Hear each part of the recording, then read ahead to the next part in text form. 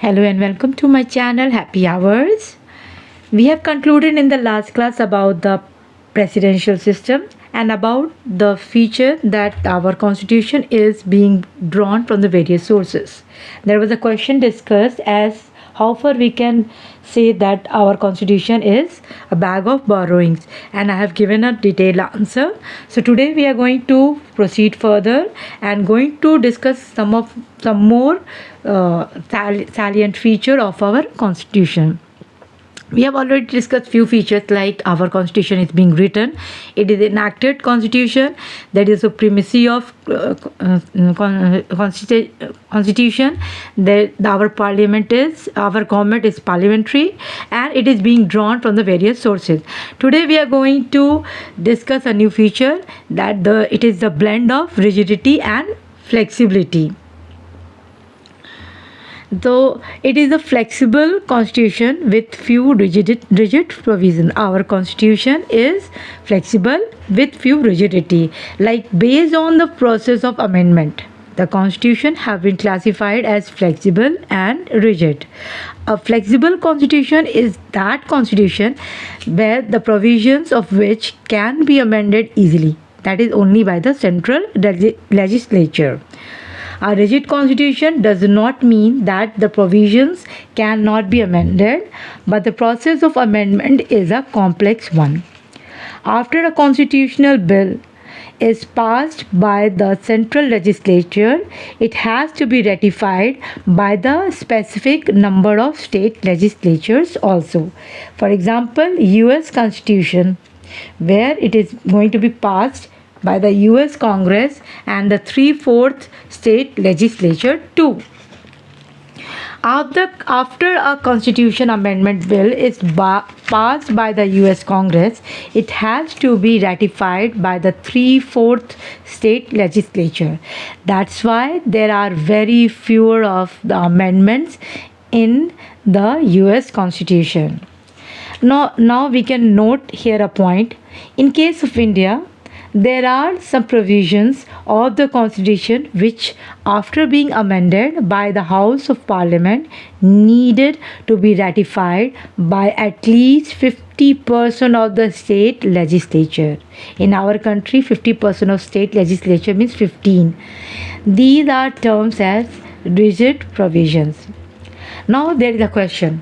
What are those provisions which can be amended by the Parliament alone? Now there are some rigid provisions of Indian Constitution too, like the article number 54 and 55, which deals with the election of president. The article number 73 and 162, which is extent of union and state executive powers. Now there is another one is chapter 4 of part 5, which deals with the Supreme Court and with the High Court and subordinate court too. There is article number 241, High Court for the Union Territory, chapter 1 of part 11, center state relation, representation of states in the parliament, and list under schedule 7, article 279A, GST Council, and article number 368 dealing with the process of amendment of the Constitution. So these are the provisions of the Constitution which are known as the rigid provisions, which cannot be amended easily. It is needed to be passed by the 50% of the state legislature too. Now again we can have a note like rest all other provisions of the Indian Constitution are flexible in nature. Rather than all these above mentioned articles like 54, 55, 73, 162, chapter 4 and part 5, chapter 5 and part 6, and these are some constitution provisions which are rigid. Rest all are the flexible provisions, means they can be amended only by the parliament. An analysis of the rigid provisions of the Constitution shows that the provisions which are related to the center-state relations, which aims to protect the interests of the state and which aims to maintain and protect the independence of judiciary have been made rigid in nature. So we can conclude that those are rigid provisions where there is a conflict, like center state relation, and when we have to protect the interests of state, and we are going to protect the independence of the judiciary. Now, it is a federal system with strong unitary features. Now, based on the division of powers between the center and the states, the political systems have been classified as unitary and federal. So, now we are going to understand what is a unitary system and what is federal system. What is a unitary system? Unitary system where there is a concentration of powers in the central government.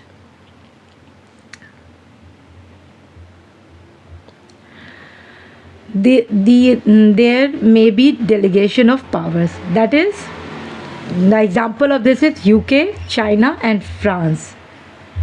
There will be a state, but the power will be concentrated in the central government. In UK, the London is the central government. So all the power is vested in London central government. It can delegate some of its power to the states, and even it can take back the power from the state. Means all the power ultimately goes to the central. But in federal, there is dual government, like union and the state. Union means central, and the state means states, different parts of the country. There is a decentralization of power. Example is US, Canada, Switzerland, South Africa, where the central power and the state power, there is a division, which is having a written constitution too. Now, if we are going to discuss about our own country, then the drafting committee said that it is a federal system. But on the other hand, Professor K.C. Ware, a political scientist, said that India is a quasi-federal. So we can there are some essential feature which is of federal system, and it is like, first is the written constitution which we have, the supremacy of constitution, the rigid constitution, the division of power, a bicameral legislature, and independent judiciary. These all are the features, essential features of the federation, and these all are followed in our country too. But still, people are having a thought in mind that our country is not fully federation. So, India fulfills all the essential conditions of the true federation. That is why the drafting committee said that our constitution is supreme. The provisions regarding the center-state relations are rigid in nature. There is a division of power between the center and the state. There is a bicameral legislature at the center, with the Lok Sabha consisting of directly elected representatives of people, and the Rajya Sabha consisting of the representatives of the states. And the Supreme Court acts as an independent arbiter of disputes that may arise between the center and states, or between the states themselves. This is the logic why the drafting committees have said that the India is federal in nature. But India has some distinctive features. It has a single constitution. But in US, we can say they are having the dual constitution, and they are having the dual citizenship too. But in our country, we are having only one constitution, and we are having a single citizenship. Article 3 authorizes the parliament to alter the area or the boundary, or to change the name of the state. In other words, the states are at the mercy of the union government. During the national emergency, the division of powers between the union and states is suspended, and the constitution acts as unitary constitution.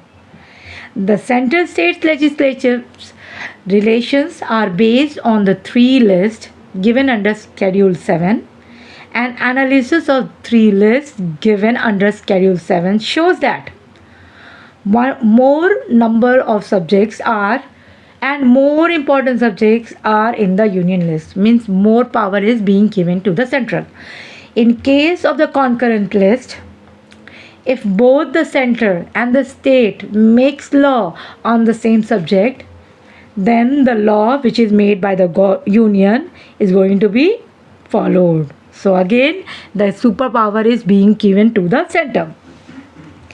Now there is one more pointer, the residuary power. Now what is the residuary power? The subjects which are not being mentioned in the any list, this is called residuary. So the residuary power is also lies with the union. With the subject which is not mentioned, it is going, the laws are going to be made by the union there too. In the US and Australia, the residuary power lies with the states. Now, the government, who is the executive head of a state, government is appointed by the center, and it is not responsible to the state government as well as to the people of the state. Even though he is going to be work in the state, he is not going to be responsible to the state and state government. The officers of the All India Services. Now, which are the officers of the All India Services? IAS, IPS, and the Indian Forest Service. They are being appointed by the union government, but are mostly posted in the states. By this, I am summing up that we may agree with the Professor Alexandrovich, who held that India was a case sui generis, that is, it is a federation of its own type. It is a federation with strong unitary features.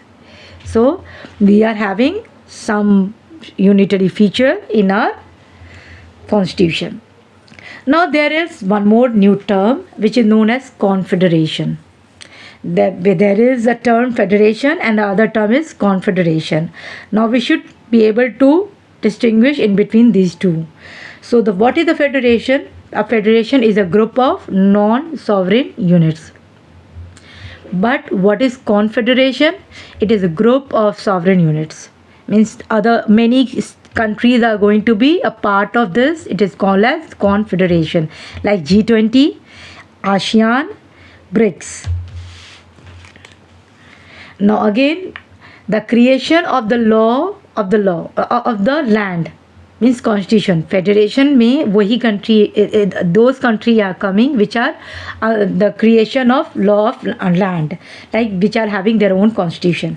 But in confederation, it is a result of an international treaty or an agreement. In federation, the units have no rights to secede, means they cannot separate themselves at any point of time. But it is not in the case of confederation. There the members can say that yes, I want to secede. They can leave the treaty at any point of time. Okay, now we have to proceed with the preamble. Now what is the preamble? Preamble is the first page of the Constitution. Not mandatory but customary on the part of a written constitution. It contains the summary and philosophy of the entire constitution, and it is considered as the soul of the constitution. It gives a bird's eye view of the entire constitution, and it is a prelude to the constitution. Prelude means preface. And if we are saying that it's the bird's eye view of the entire constitution, means it is going to give you an aerial view. Now we should know what is the significance or the importance of the preamble. It declares the supremacy of the people of the India. By the first line in the preamble, that is, we the people of, tells that it is our own decision. The constitution is not an imposition upon us by an alien power, or we can say the foreign power, but it has been enacted by the people of India through their representatives in the constituent assemblies. It contains the ideals and the aspirations of the people.